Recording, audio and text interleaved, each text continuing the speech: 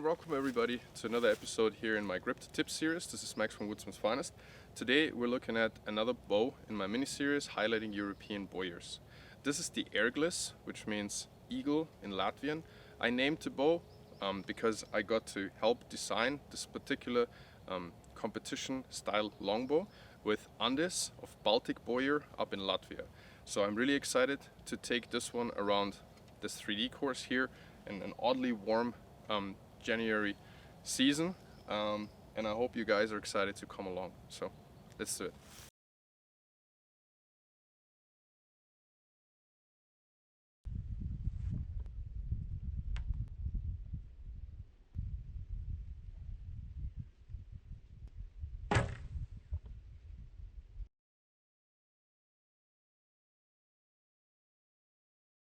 Let's get a couple of specs and equipment choices out of the way. The Erglis is 66 inches long in this particular case, but I think Erglis also would build it out to 70 inches. This is a 50-pound at 28 bow that I have here in my hands, and measured it at my draw, which is actually, sorry, it's 49.28 marked, and I have a 27-inch draw, and it comes in exactly at 47 pounds. Quite amazing. It pretty much pulls exactly to the same decimal number on every pull, which is probably also because of the one carbon layer that's in here.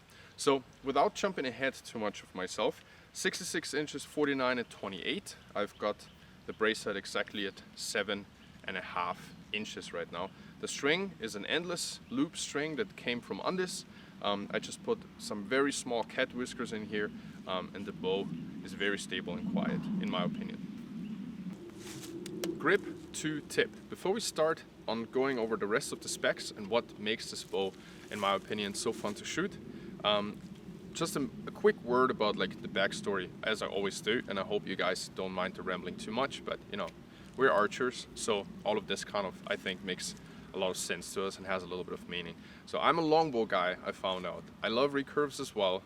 Always was fascinated by different types of recurves, being able to shoot, you know, in Japan, having these very long ones, then like got to build a couple of Osage bows with a Bowyer who built also Turkish composite bows, original ones. All of this was very fascinating, but there's something about a longbow, for me personally, you know, that I just like. There's also something about the draw force curve, a little bit more of a wall on the back end of my draw, helps me personally to have a cleaner release. At least that is something that I'm telling myself. Now regardless, in the last video we talked actually about a very extreme handle forward reflex deflex design. So I got quite fascinated with these. I always was, the Egyptian pyramid bows, or like angular bows as you call them, and I've had bows like this all my my bow career, if you will, my archery career. But way back in the day, I actually started with several American bows that I imported into Austria. One of them was a longbow by Great Canyon that I absolutely loved, that is not dissimilar from this bow. It was a little bit of a handle forward design, D-shaped limbs, and I think it was also 66 inches long. I had some homemade bows, and of course the Turkey Creek, that is also a different bow design again, with a reflex handle but a very deflex limb design that was in the first episode ever of the Grip to Tip series. So without making this too long and too complicated, I wanted to build something that was more competition legal. Now that is of course something that is not as easy because different organizations have different rules. But I know for World Archery you can cut the shelf pass center, which I had done on this one, and you can have a little bit of a reflex in the limb design even when strung. This one doesn't have this anymore at 7.5 inches of brace, but it has it at 7.25, if you will. Now when you go into IFAA out to 55 meters, I think, or 60 yards, I think maximum distance, things become a little bit more dicey. You can't cut it past center. There's a whole bunch of other rules. But since I'm a hunter as well, I was never really interested in these far distance shots. We have them here in Austria on all of our archery ranges usually, or 3D courses. They always go out to way above 40-50 meters, but there's usually closer stakes that are World Archery legal, and then there's the IFAA stakes.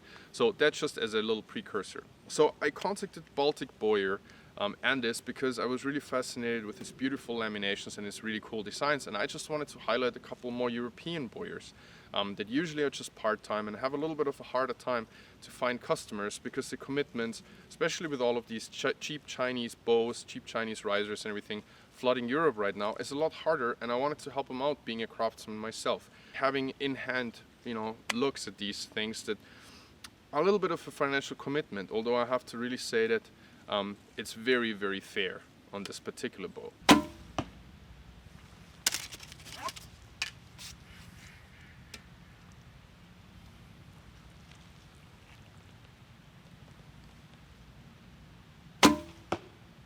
A little bit of a problem with the lighting today. It just goes on and off, kind of. So without further ado, this is kind of the backstory to this bow.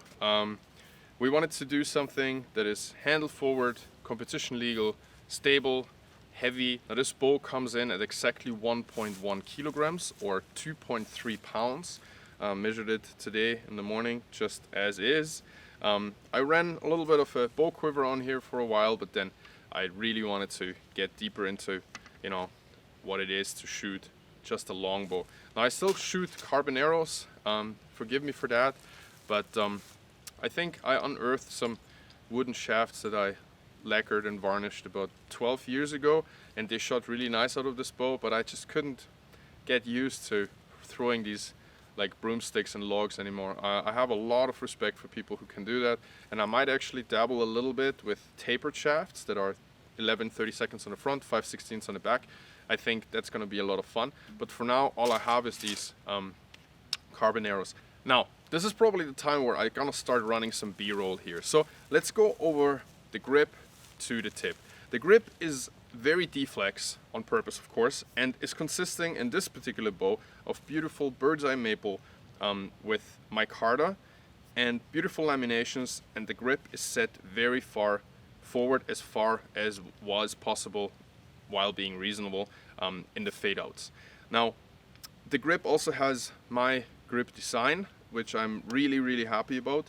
It's a slanted grip that already puts my hand in this 45-degree angle that I find very comfortable. It has a flat back that is slightly slanted towards the thumb side and a very repeatable lifeline indicator.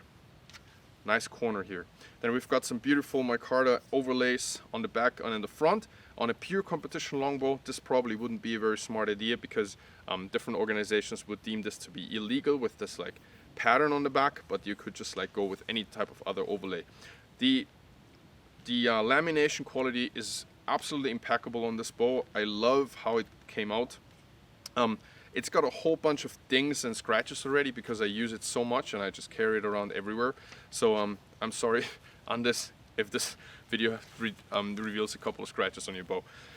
Then going out into the limb design, that is of course supposed to be D-shape without any reflex showing in a strong position. We've got 3 layers of bamboo with 1 layer of carbon on the back of the bow, right under these absolutely stunning bird's eye maple veneers. I have never gotten tired ever of bird's eye maple. I used to use this material a lot in knife handles that I used to make, and I love it. I absolutely love it. It belongs into the woods. It's never going out of style. It's a local wood, it's not exotic, so you're also not doing anything weird to the environment. So this is exactly my style. And then getting out to the tips here, we've got a really nice consistent taper. Inspecting the bow when I got it, everything was just like really beautifully done. Like I said, the laminations are just amazing. And then out here, something really special to me, some red deer antler overlays on the tips with a couple of layers of protective material underneath, so you can shoot, of course, modern string materials. This one here I think is fast flight and an endless loop, as I said before. So this is more or less the specs and like going grip to tip really on what the bow is. Now why did I want to design a bow like this? Well, in my opinion, this handle forward design is, as I found out on the Tempest, on my old longbow from Grand Canyon, and of course all the other bows I've pretty much reviewed, I've always had an easier time shooting a D-flex riser. ILF, 1-piece, 3-piece, doesn't matter. And of course, as Sid from Border and Cody Greenwood, etc., pointed out a lot, is that just has to do with the design. It makes it harder to torque, right? Moving the grip design forward from the center line is making it a lot harder to torque the bow, in combination with this nice thin throat with the angle on it and the flat back. I find this bow to be very, very comfortable to shoot, very pointable, if you will, but that's just another word for being forgiving for me to be able to make my human mistakes and still be as accurate as possible.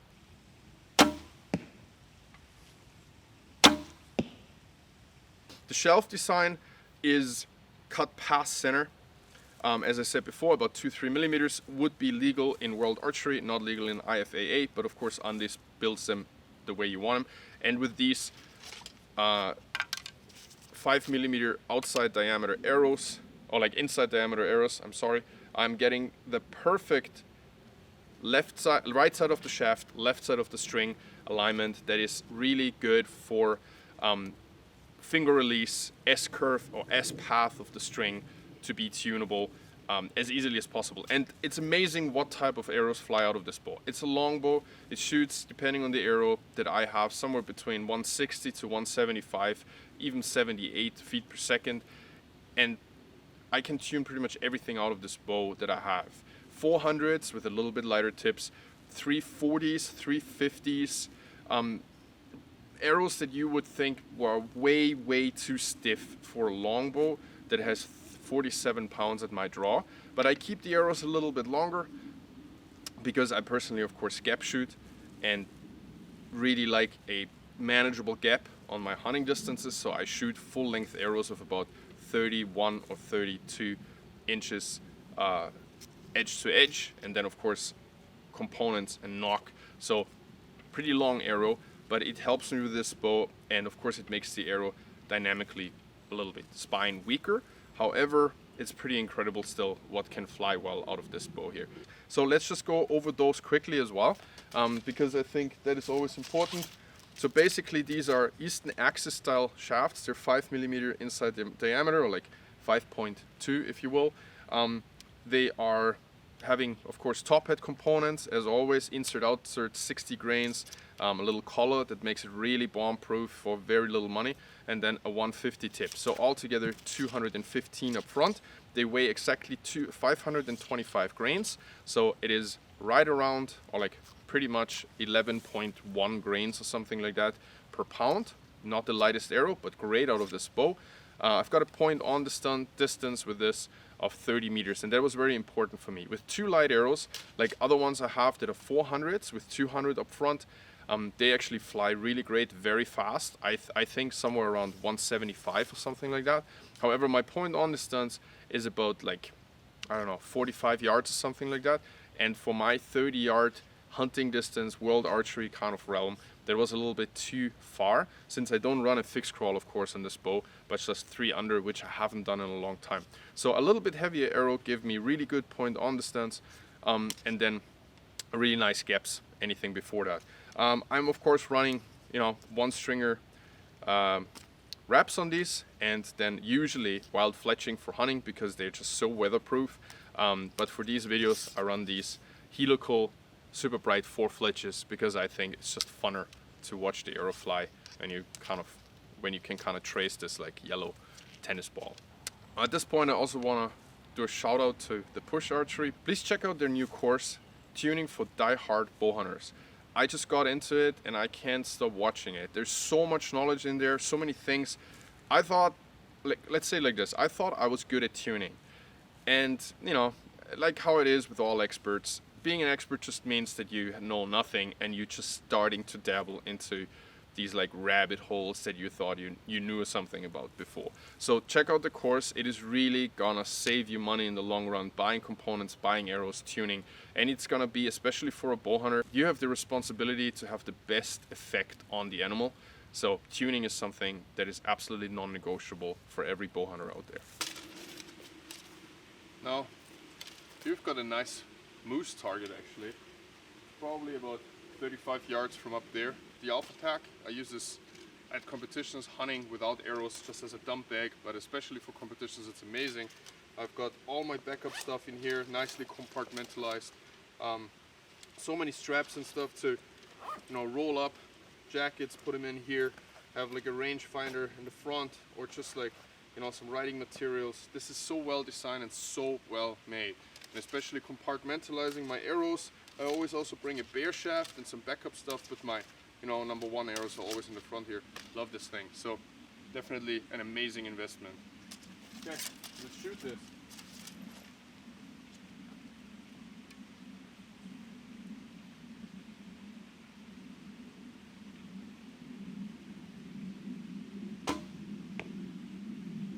Maybe a tad high.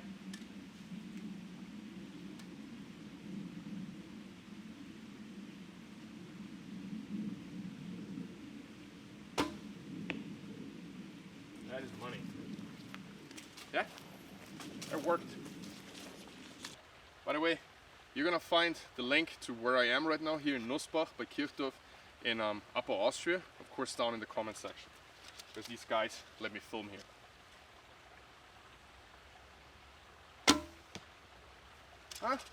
Pretty high. These arrows are a lot quicker than what I used to shoot out of here, which is good.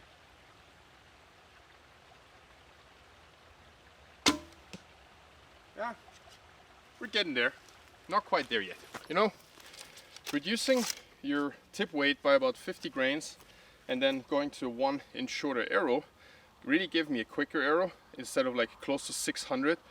This is now more like I said, 525. But it definitely made my gaps a little bit bigger, and I'm tending to shoot a little bit high now. But it's the first day with these arrows on the range, and I always really enjoy having something to dabble in and figure out.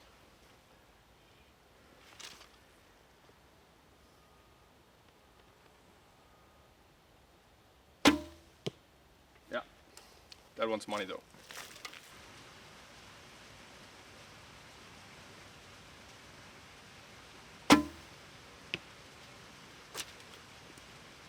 Well, I'm not even gonna try to repeat that. Folks, thank you very much for tuning in today into this episode here in the muddy season in Austria. I don't ever see anything else here anymore, unfortunately. I really hope that you enjoyed this episode highlighting this beautiful bow by Baltic Bowyer on this. I'm super excited. I got a little bit of a hand in designing it, and it was just a pleasure to receive it, shoot it, and just like, you know, have fun with it. The one layer of carbon in it makes it very stable, really helps with you know, my form, really helps with being more forgiving for the mistakes that I make, and thus maybe being a little bit more accurate. Now, the handle forward design does exactly what I wanted it to do. It's a quick, stable, smooth pulling longbow without any stack. It's not too long for me to bring into the hunting woods. I'm not a great shot, you know, like I'm not gonna cut any of the arrows out where I'm going, you know, up, down, left, right, whatever. For me, it's just, you know, about bringing a couple of shots to you where you maybe are able to enjoy an arrow flight, you know, out of a bow, dabbling a little bit with the drone, some footage, B-roll here and there, and I really hope that you enjoy these videos. Now, if there's something that you do not like, or something that you especially like maybe about the videos, some parts over others and this and that, you know, I always enjoy respectful feedback, because at the end of the day, I want to make these videos to help out bowyers, you know, to show beautiful craftsmanship in hand. And if you don't enjoy the videos because of whatever, I'm not really helping anybody. So please give me feedback. Also, please like and subscribe, because at the end of the day, I think 85% of my viewers are actually not subscribed, which is really not helping the channel to grow. Now, you know, finally the sun comes out at the end of the video, but you know, that's how it goes. So thank you very much for watching. Thank you very much for tuning in and for the support and the nice comments.